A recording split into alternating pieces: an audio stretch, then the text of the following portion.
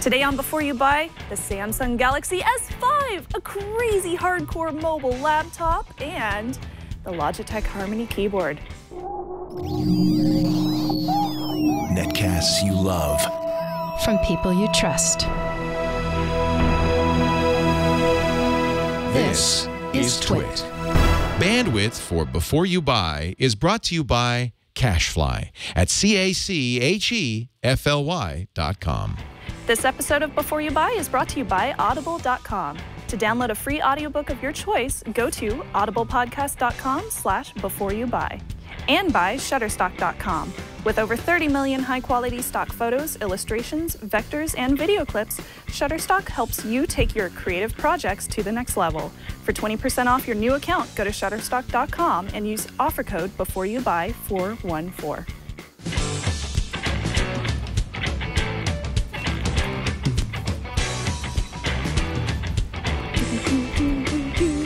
I love that song. Hey everybody, welcome to Before You Buy. This is Twit Network's product review show where we get all of our hosts and some of our team members to come in and review all sorts of cool new tech and gadgets that you guys want to see. We have plenty of products today, so let's go ahead and start it off with our first review, and this one is from Jason. Hello. Jason from All About Android. How's it going? It's going great. How are you? I'm doing fantastic. I'm so happy you made it here today without getting pulled over. Yeah, although I will say when I got pulled over, it was because of the phone I'm going to review. That's right. Well, no, it was because I was stupid, but I happened to be holding the phone that I'm going to review today. California law says no handheld devices while you're driving. I wasn't driving. Well, okay, I wasn't driving. I was at the stop. And you were But I flinging was it in the around car in taking the driver's pictures. seat, flailing it about, taking pictures You of my got some kid. good photos. I got some great photos. It captured a good moment. We'll see your pictures in just a few minutes, but you've been playing with this for about a week. Yeah, so this is the Samsung Galaxy S5, and yeah, I've been playing with it for the past week, and I mean, it's a pretty large and in-charge phone, as you can see here. It's big. $199 on contract. You can get it for $599, no contract. And just to kind of go through some of the quick specs here, and oh, by the way, fingerprint scanner, right? There you go. 2500 millihertz quad-core Snapdragon 801, and I gotta say, this phone flies when you're using it. Games, whatever you happen to be doing with it, everything's super snappy and fluid. Has 2 gigs of RAM, a 5.1-inch full HD Super AMOLED screen with 431 pixels per inch. That's pretty. It has 16 gigs of storage built in. That gets trimmed down to about 10 gigs of usable storage, a little bit more than that when you're talking about, you know, TouchWiz and software enhancements on the top of that. But they kind of make up for it because the micro SD card slot can hold up to 128 gigs of storage. So you can go nutso on storage on this thing if you want. 16 megapixel rear-facing camera. It's actually capable of recording 4K video. Oh, and cool. I have some samples we'll get to here in a second. 2.1 megapixel front-facing camera. Has a 2800 milliamp hour battery underneath here. Let me pull And you can this replace it just like their old ones. Yes, you can replace it. And the way that they did this, I think, and I'm sure this is the way it is on the S4, I can't remember by taking a look, but the battery is really long and slim. Now the phone is very large, but it's also very thin. Pretty happy with kind of the size that they were able to get on the design here. And that's, of course, you know, a lot of times manufacturers will say, we don't want to put in a removable battery because it's going to bulk up the phone and everything. Right. Samsung really did a good job balancing that and just making a long, slim battery that still keeps the phone very slim and thin. You're a pretty hardcore user, would you say? Oh, well, I try to be. I certainly try to be, yes. Does the phone last for you all day? That's definitely a big key bonus about this device. 2800 milliamp hour battery, and they have a lot of really great power management enhancements. Actually, when it gets down to 10%, it'll kick into this kind of like monochrome low usage mode that extends, they say, extends up to 24 hours longer by just giving you calls and texts. Text messages, so kind of limiting your data stuff. So if you're out and about and you absolutely still need those things, you're going to get even more battery life. And my battery life with this went a few times just not plugging it in at night, and I mean it easily went almost 48 hours both times. So that's cool. And you know, using it as I normally use a phone, so it wasn't like I was using it less at those times, so it was pretty great. Water resistant, it is IP67 water resistant. That's not waterproof, but that's, you know, rain, short dunk in the water, not swimming in the lake necessarily. Oh, darn. And as a result, you do get this little cover here, right? So, which I'm not normally a fan of port covers, but obviously it's essential if you want to protect the device. I have to say Samsung did a good job with the port cover. It's a kind of a silly kind of thing to mention, but so often when you have these port covers, they're the hardest thing in the world to pry open, and that's why they're so annoying. Yes, they Samsung really annoy me. did a great job of kind of giving you a nice little easy to grab onto notch so you can pull it right out. And then on top of that, the headphone jack is just a normal headphone jack. There is no cover on it. So, so good stuff there, and very, very awesome as far as protecting the phone. You also saw the back has this weird perforation that's going on. Yes, exactly. So this probably on video looks maybe a little bit more premium than I'd say it feels in the hand. Kind of has that note style, right. It's not quite pleather. I mean, it's actually plastic, but it kind of looks like it might be pleather or leather. It's not really. It's I don't know, it's okay. I think this is up to your personal taste. For me, I don't know, I'm not a huge fan of it. To be honest, the design of the phone in general, you can see on the sides here, these little like notched fake chrome sidings all around the device. I can see how some people might think that makes it look premium. I feel like it makes it look kind of cheap. Yeah. Especially when you see it up close. I like matte black for a phone. Yeah, exactly. Or, you know, of course, with the HTC One M8, you know, it's more of a kind of a metallic approach, less of a plastic thing. And that's really true to Samsung's kind of design aesthetic. They really go the plastic route, which a lot of people love. It's just not my favorite thing in the world, but having said that, it's a pretty decently designed phone. Display is obviously, it's beautiful. It's a large, rich 1080p display. I love just looking and using and interacting with this display. Very big, big thumbs up there. Performance, I already said, is super zippy. Boot up process actually is less than 10 seconds from turning it on to using it actively. So I was pretty impressed with that. And we might as well take a little bit of time and talk about the camera here. Yay! Oh, somehow I activated Google Now. Interesting. Don't know how I did that, but there you go. Seems to respond pretty well, though. Yes, exactly. So one cool thing to note about the camera on the S5 is it has a dedicated chipset, and it allows for things, you know, like faster operation. It has phase detection on the autofocus, which is a different type of autofocus. So focusing tends to be, you know, a little bit quicker with it. And you know, results were kind of mixed as far as that was concerned, but ultimately I was pretty happy with how it could lock into its auto focus. Good depth of field most of the time, lots of bells and whistles software-wise. You just have all sorts of options to choose from when you're, Samsung's really good at just listing this grid full of a massive amount of things that you can turn on or off. It's almost too much. You almost need a map to know where all of the options are, even though they're displayed on the screen for you. Brian, if you can show a few of the images. So Beauty Face is a front-facing camera in this regard, and it kind of smooths out the skin. Yeah. I don't know, it looks a little too Photoshopped to me. Kind of reminds me of going to Walmart and having pictures done as Yeah, exactly. It's an automatic thing, so that's kind of neat, I guess. I thought that there was really great depth of field. You know, when I was really close to something, it had something in the background. It was very easy for me to focus to the fore or background and get a nice blurred effect on whatever wasn't in focus. In good light, pictures were absolutely awesome, off the charts great. The color is excellent. Yeah, excellent color, maybe a little oversaturated at times, but I really like the pictures there. Okay, so it has live HDR. This means that instead of processing HDR after the fact, you actually see the results of HDR on the screen as you're doing it. As you can see between these two, this is HDR on. Go back to HDR off. If you see Steve Gibson up in the monitor, this will kind of give you an indication of what the differences are between the two. It kind of rounds it out and gives you a nicer look, and you're monitoring that as it's happening. So that's very cool. Low light, this looks okay on this monitor right now, but if you really got up close and looked at this picture, a little grainy. Yeah, in low light, but it was okay. Selective focus is another feature that it has. It's kind of similar to what the M8 has and is using 2 cameras for, where you can be really close to an object and then have the background, be able to kind of say, yes, blur out the background. You can see in this picture, it didn't do a good job of it, right? It captured the poles, and then it also captured that gear out by the set, but totally and completely blurred out Leo's head. If you go to the next one, this one did it a little bit better. Maybe it was the lighting, but Steve Gibson in the foreground, totally blurred in the background. So it was kind of iffy. It was kind of, sometimes I got great results out of the camera and some of the features, sometimes not so great. Cool. I do like that it is 16 megapixels, though. Yeah, no, 16 megapixels, a lot better. Great.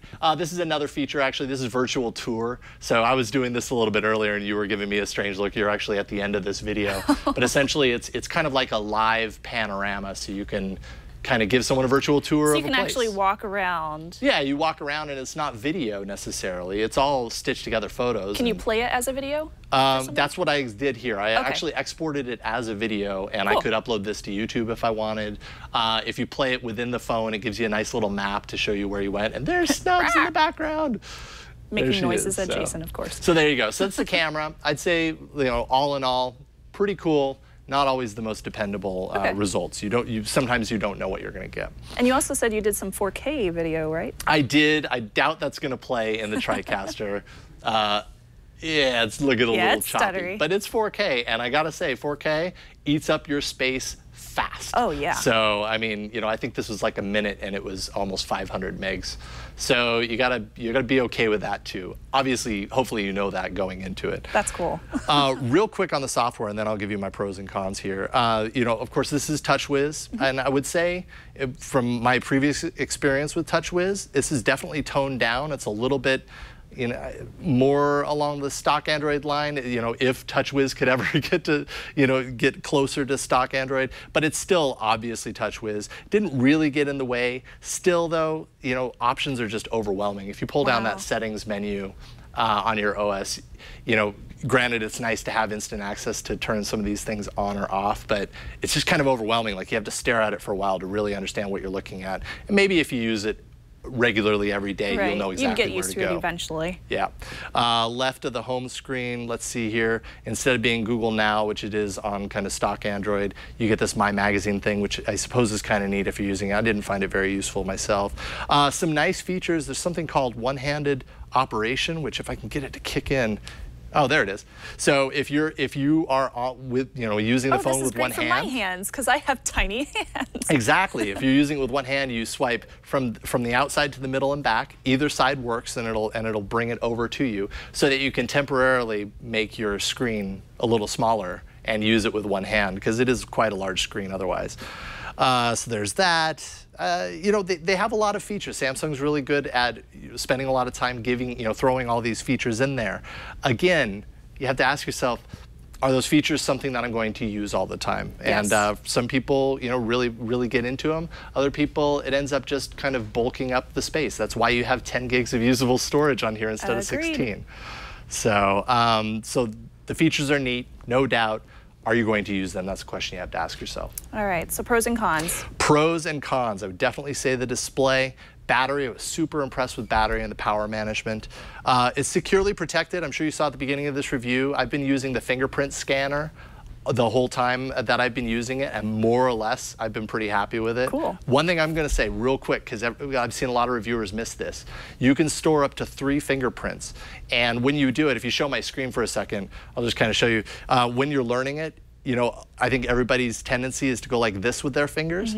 You want to store one of them like this with your thumb. That way, if you're ever one-handed, you don't need to pull your other hand over to hold the phone. So if you do that, it totally works. And a lot of people have complained about that with the fingerprint scanner. But anyways, it's securely protected, and then the performance is fantastic. As far as the cons, the design aesthetic, kind of the plasticky approach, you're either going to love it or you're going to hate it. Maybe you're going to put a case on it, and that'll help, if you don't like the plastic approach, but keep that in mind.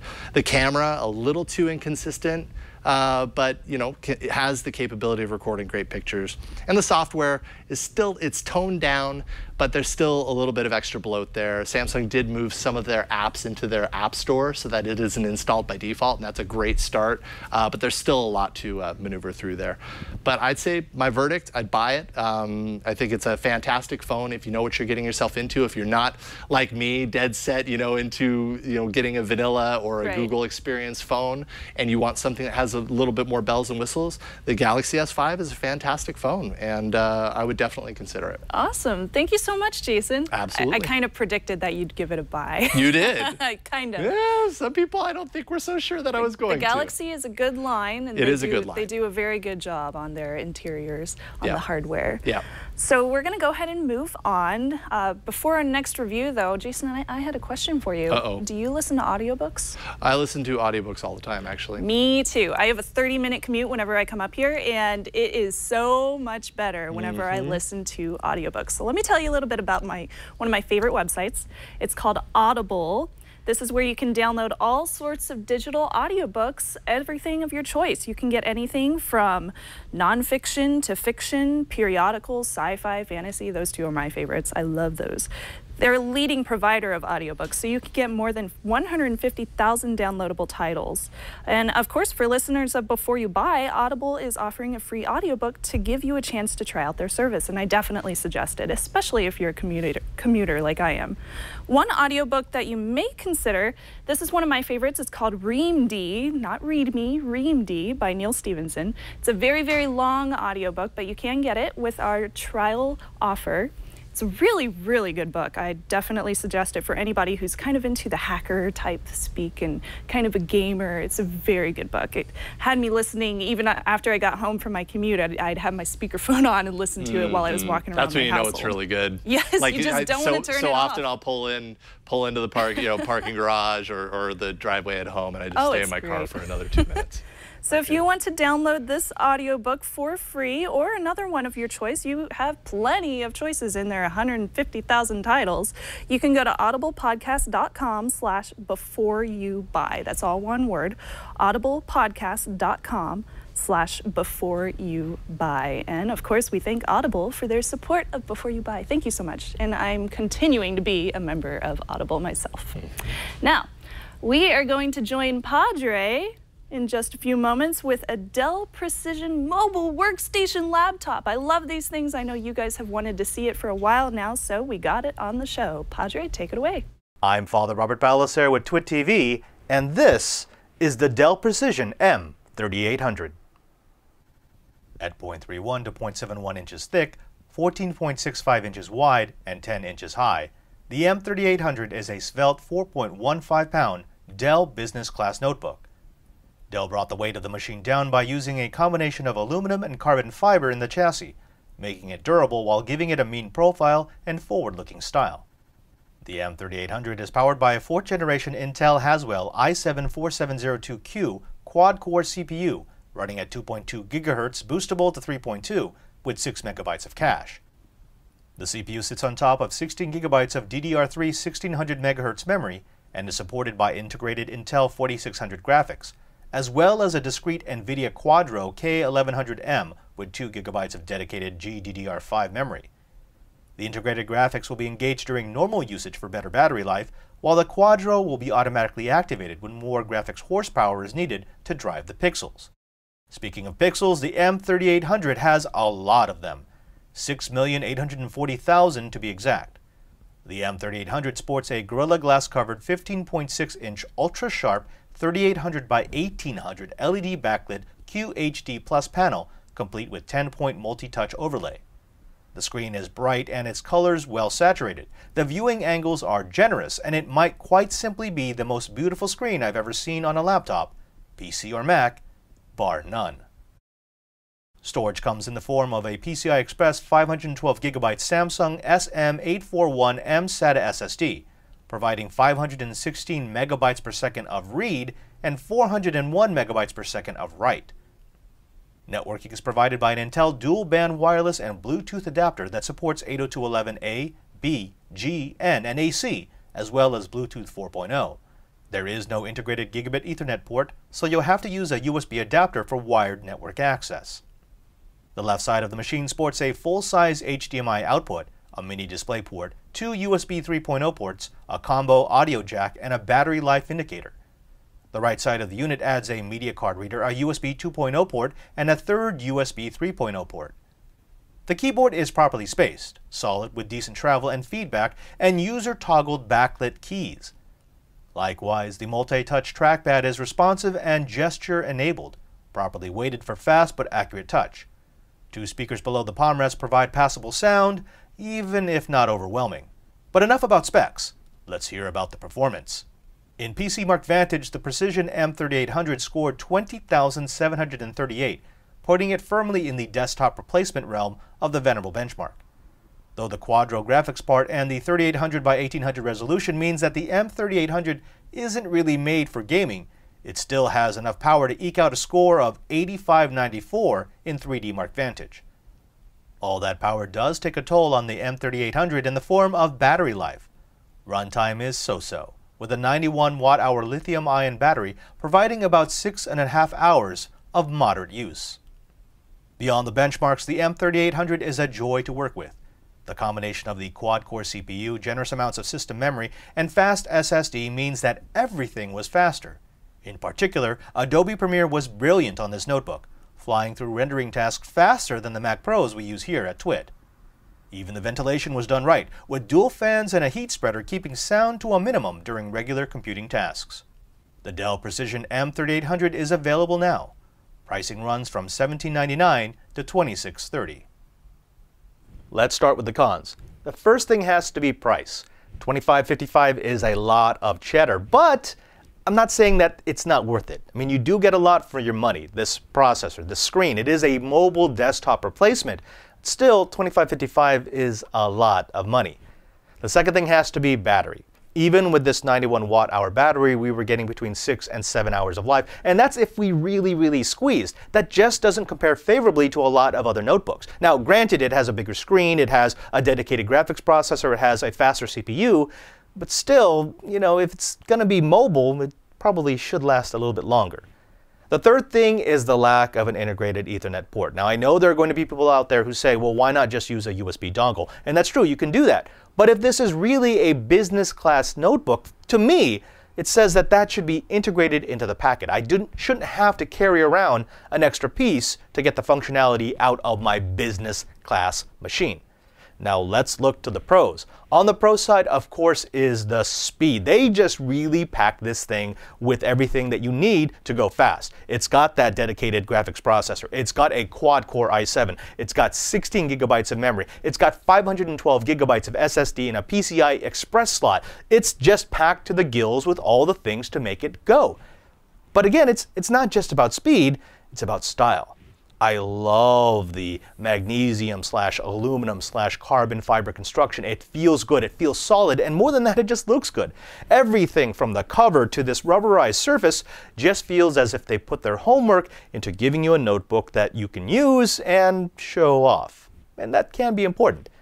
The last thing I really like about this is just the accessibility of all the features. The ports are spaced right on both sides. It just feels light. It feels really fast, and it feels like I can carry this around and have it be my daily driver without being either too heavy or too fragile. In other words, when I compare the pros and the cons, well, the Dell Precision M3800 is a definite buy. I'm Father Robert Balacer with Before You Buy.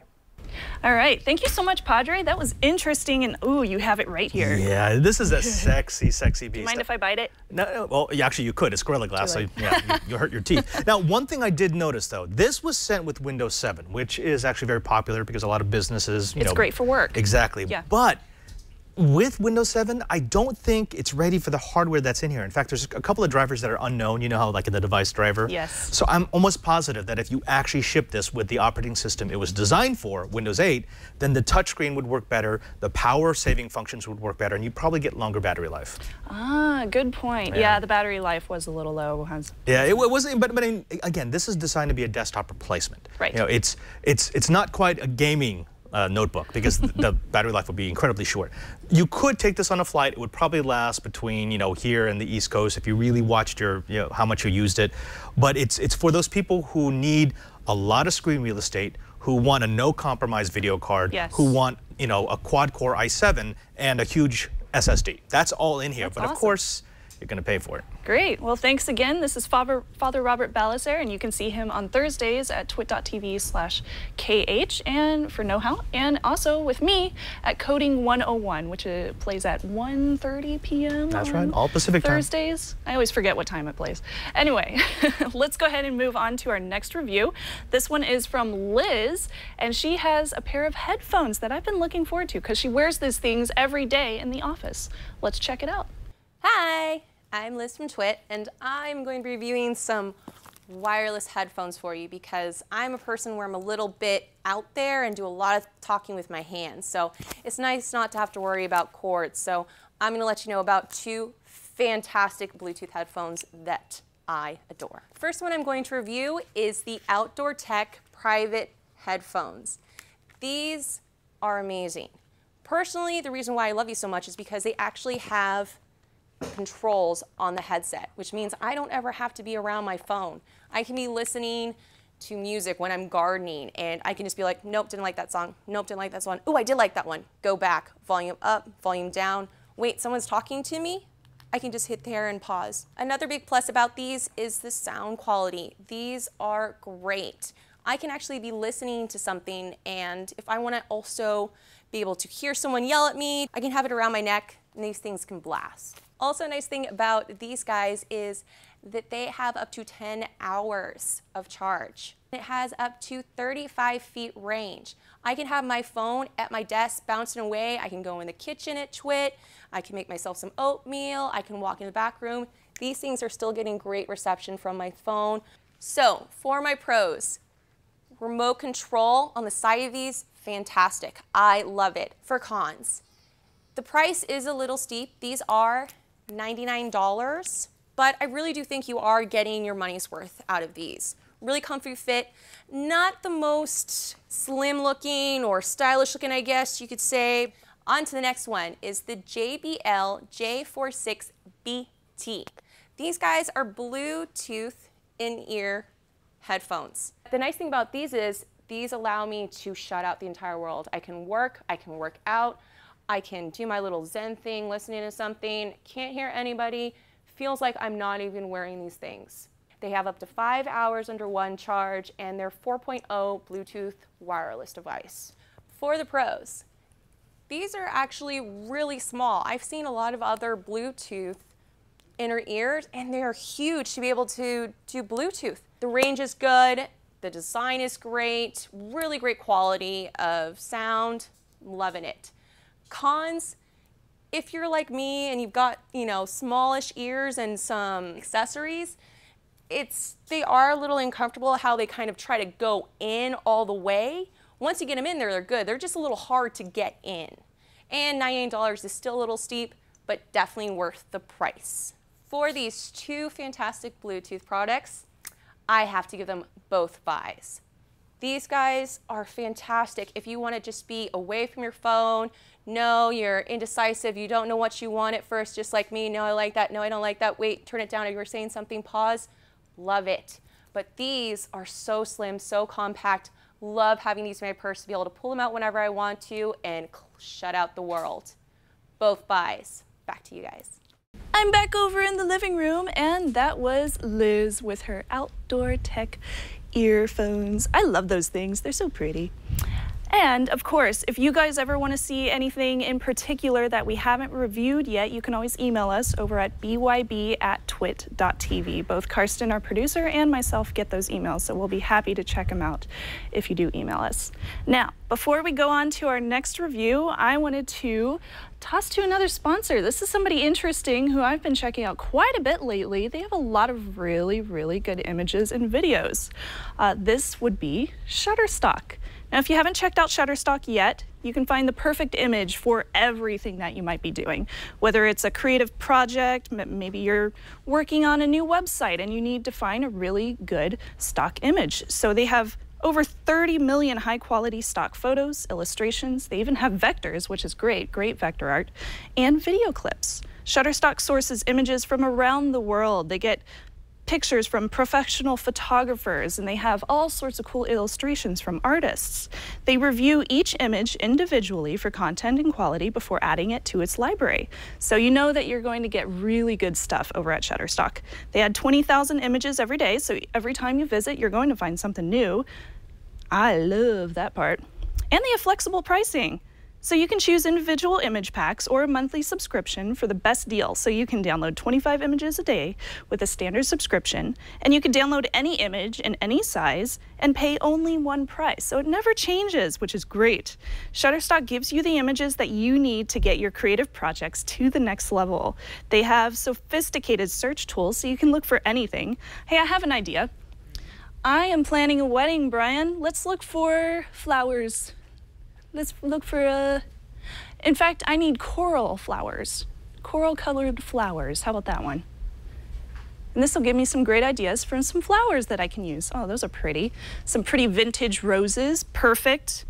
This is great. I can come up with excellent bouquets for my wedding with Shutterstock images. I could use those on my wedding website. Ha, there we go. Now, if you've never checked it out yet, sophisticated search tools, they have a shareable Lightbox if you want to use that. So you can save images to a Lightbox gallery and then access them anytime and share them with other team members if you need it for work. And they have a really cool iPad app. It's award-winning. So you can search on the go. You can use it to display images during presentations and whatnot.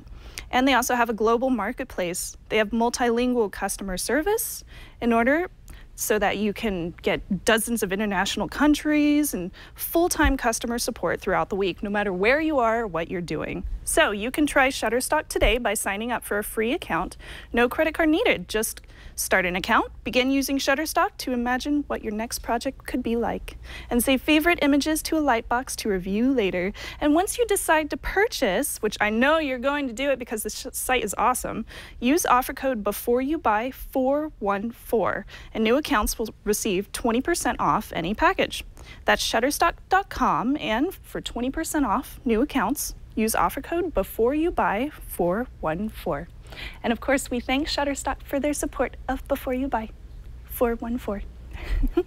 Now, let's move on to our next review. I was really excited about this one because I am a home theater freak. I love this stuff. Now, this one is from Aaron Newcomb. He reviewed the brand new Logitech Harmony keyboard. Let's check it out. Hey, Aaron Newcomb here, and I'm here to talk about the Logitech Harmony Smart Keyboard. This thing is really awesome. What it is if you know about the Harmony Hub, which is basically this little device here, it actually connects to all your devices and everything from this little hub. You just put it somewhere within range of your devices and you use that, and then you can use either the Harmony remote that comes, the expensive one that you can buy with it, or you can just use your cell phone, which is great, your smartphone. But this actually adds in another device, which Logitech is known for, their peripherals, or in this case, their computer, or their keyboard. So this adds in a keyboard for all those times when you want to connect to your high definition or your home theater PC, your HD PC at home, or maybe you're running XBMC at home and you don't have a keyboard. I mean, all that kind of stuff that you want a keyboard for, now you can do that. And it's only $50 more than the Harmony Smart Hub itself. So it's $150 from Logitech. And it adds this nice little keyboard. There's a lot of really cool things about this device that you should know about. So first off, it connects to up to 8 devices around your living room, whatever area you've got your TV in. So that's great. It adds the Harmony, all of the Harmony compatibility that you get with all the various devices and how easy it is to set up and all that stuff. You get that, of course, because it's a Harmony product. Also, one thing that's kind of nice about it is it comes with a couple of these little USB dongles that you can put into your PC or home theater PC or laptop, whatever, and control those. So that's nice. You actually get 2 of them. A lot of times when you get a wireless keyboard, it comes with one. And if you want to control more than one device, you have to get up out of your chair, move the dongle over to the other thing, and all that. But this comes with actually 2 dongles. It also comes with a extender. So some peripherals have the USB plug buried way, underneath the case or something. It's really hard to get to. You can actually just plug this into the extender, and then plug the extender into your USB socket. So that's nice. It also comes with a little repeater, an IR repeater. So you can hide the hub if you want to and stick this out in front of your devices and use that instead. So what I'm going to do, I have an activity programmed into the app, and all I have to do to start that activity, this one's called PC TV, so this could be an HTPC in your house or something like that that's connected to your big screen TV. All you have to do is tap on that. It's going to go ahead and start it. In fact, you can't hear this, but I could hear the TV coming on. So the TV is warming up and coming on. It's actually making a connection to my computer, and it's telling the keyboard to go ahead and connect via the USB dongle. So now I actually have a nice little remote on the screen that I can do things with. For example, if I have this program to control the volume on my laptop. So if I turn mute off, it actually turns mute off on my laptop or back on. And I can adjust volume and change channels and hit play and forward and other things as well. But that's really as easy as it is. It turned the TV on behind us, and it gives me now control over functions either on the TV or on my laptop, depending on how I set it up. So now let's, just so you can see, I'll switch to using the Harmony keyboard so you can see how that works. The keyboard itself, it's a little small, but it's basically the same size as the keyboard on my laptop, not much different. The only thing I found difficult to use was the backspace and shift, some of the shift buttons and some of those extended keys on the keyboard are a little bit smaller, so where I'm used to hitting them, they're not quite there. So when I reach up with my pinky, sometimes I hit plus instead of backspace, but it's otherwise the actual keys that you're going to be typing with the most are actually pretty comfortable. So let's go ahead and switch applications so you can see what this looks like. Here's Word. So as you can see, I mean, it's very quick. It responds very quickly. So you can see there's no delay using the USB. This also connects via Bluetooth, so if I wanted to use the built-in Bluetooth, I could do that. But it's really, really nice. It's very comfortable. It's comfortable both on a table, it's comfortable on your lap because it's big enough to fit on your lap, while not being really clunky and cumbersome. It also has a nice finish on the keyboard, which is very important. So it's not going to slip out of your hands when you're using it. So that's also really cool. So that is the keyboard portion of this. Now, there are other functions on the keyboard as well. So there's volume functions, just like you'd find on your laptop. There's functions to change from DVR or bring up a menu. And there's also the color-coded buttons down here at the bottom if you're used to having a remote that has the green, blue, kind of miscellaneous function buttons. Those are there as well. So you can use those right from the keyboard if you want to, or again, you could do it from your phone, either way. All right, so let's wrap this up. Pros and cons. You can see them on the screen. Fairly comfortable full-size keyboard. So like I said, some of the buttons on here are a little bit jinky because they're small because they wanted to squeeze them onto this form factor, but otherwise it's fine. Connects to 8 devices, which is great because so many people have so many devices in their living room right now that they want to control. This connects to Roku, it connects to Xbox, it connects to PS3, PS4 is coming soon. Obviously it connects to your laptop or home theater PC, and all TVs, Blu-ray players, whatever you want, everything that Harmony's known for, it's going to connect to. The centralized hub, which is nice to connect to all your equipment. That means you don't have to change things around manually as you're sitting on your couch. Everything goes through the hub, so Bluetooth functionality, USB functionality, and of course infrared, RF connections. It all goes through the hub. So the hub manages what's connecting to what and what it's sending signals to, which is great. And also it has really easy setup for beginners or advanced users. So nice little walkthrough screens to show you how to get your TV up and running, but if you really want to control things and go down to, when I press this button, I want it to send this signal, you can do that as well. Now the cons, there's no backlight on this keyboard.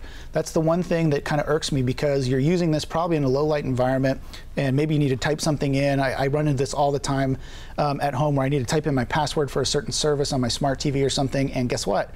No backlight, I got to turn on the light or get out my phone or something, I can't see the key. So that's one major con. The other small con is that the central hub, because everything's running through here, it means that you have to have this on, powered, connected, or else you can't use anything, which was a little bit of a pain because I'd like to be able to use this keyboard just to take it with me on the road and connect to my laptop and use it, or connect to my phone or something and use it as a separate keyboard. You can't do that unless you have the hub. So you got to have the hub. So that's a little bit of a con too.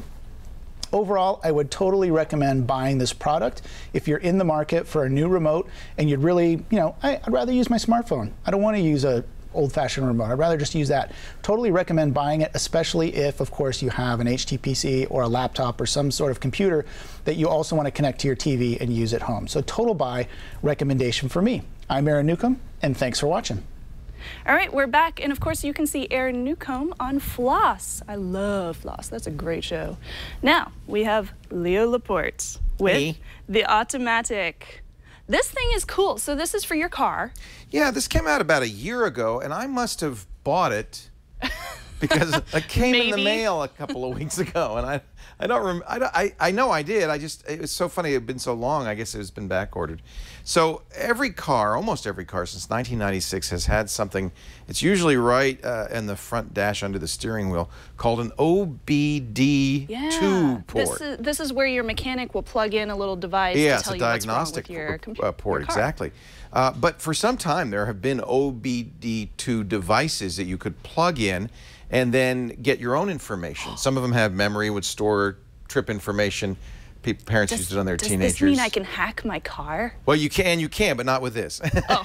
So, yeah, I mean, in fact, there is a person around here who shall remain nameless who hacks his Audi. He actually has software on his computer and a USB-connected OBD2 device where he can get into the car computer. That's not what this is for. In fact, Automatic bills this as a device that will train you to drive better. Oh, interesting. So now this is not new. As I mentioned, the OBD2 port has been accessible, consumer accessible for years, and there are a lot of companies that make these kinds of devices. The selling point of the Automatic is it's simple, it's easy to use, and it works with an iPhone. Right. I've never gotten an OBD2 product myself. It's kind of a geeky. Yeah, it's hard, it's very hardcore, and it's very advanced. Well, nothing hardcore about this, and maybe that's one of the negatives. All you do is you plug it into the port, not hard to find. Actually, that's probably the hardest thing to do is find the port, but usually it's very easily found. Under your dashboard. Took me seconds to plug it in. It beeps at you. Then you download their Automatic software. iPhone right now, the beta of Android just came out. I used it on the Android platform. And you'll enter in the 6-digit code that is unique to each of these. This uses Bluetooth LE. Which is nice because that means it automatically pairs with the iPhone, and in theory all you have to do is get in the car and the iPhone will see it and it records your trip. It also has its own little beeper alarms in here, so it's trying to teach you how to be a better driver. So it gives you a beep on excessive acceleration. If you floor it, it goes brrr. Not a big loud beep. It's a if you go over 70 miles an hour, it beeps at you. Oh, it'd be beeping at me constantly. And not the whole time, just once when you hit that speed limit. And then it also hard braking. So the idea is those three things are bad for mileage. It also has, I think, a very elegant app. Now, again, this is not the iPhone version, although it looks a lot like the iPhone version, that scores you. This is my most recent drive to work. I got 100 because I didn't fail any of those tests. I didn't go over 70 miles an hour. I didn't hard accelerate or hard slow down. You cannot, now here's one negative, you cannot change those parameters. So if you have a highway where you can go 75, and you do in this country, some highways, doesn't matter. 70 is the limit.